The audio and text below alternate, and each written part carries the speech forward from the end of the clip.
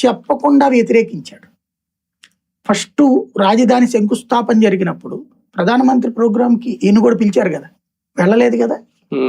2019 ఎన్నికలకు ముందు తెలుగుదేశం అదే ప్రస్తావించింది, శంకుస్థాపనకు కూడా రానోడు అమరావతికి వ్యతిరేకి అని చెప్పింది.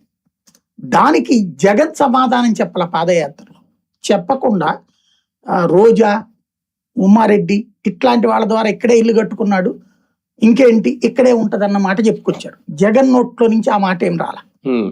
అమరావతికి వ్యతిరేకం కాదు మేము అన్నటువంటి పాయింట్ తెప్పించి అమరావతికి అనుకూలం అన్న మాట రా జగన్ దగ్గరని. ఇప్పుడు కూడా వ్యతిరేకం కాదంటున్నాడు. రెండవ వెర్షన్ వచ్చేటప్పటికి ఆ తర్వాత అధికారంలోకి వచ్చాక ఇంతెంత ఖర్చు ఎందుకు అన్న పదం బిగిన్ చేశాడు. అక్కడి నుంచి మూడో వెర్షన్ వచ్చేటప్పటికి ఏకంగా 3 రాజధానులు అన్నాడు, 3 ప్రాంతాలకి తగిన న్యాయం అని చెప్పుకొచ్చాడు. ఆ తర్వాత ఎన్నికల్లో దారుణమైన ఓటమి తర్వాత ఇప్పుడు మావిగన్ అన్నాడు. అది కూడా అమరావతి వీళ్ళు 29 గ్రామాలకు పరిమితం అన్నాక, వీళ్ళు 29 గ్రామాలకు పరిమితం అన్నాక ఎక్స్పాన్షన్ తని చెప్తున్నాడు. అది ఇంతకు ముందు బాబు గారు చెప్పిన మాటకి ఇంకొక ఊరు యాడ్ చేశాడు అతను.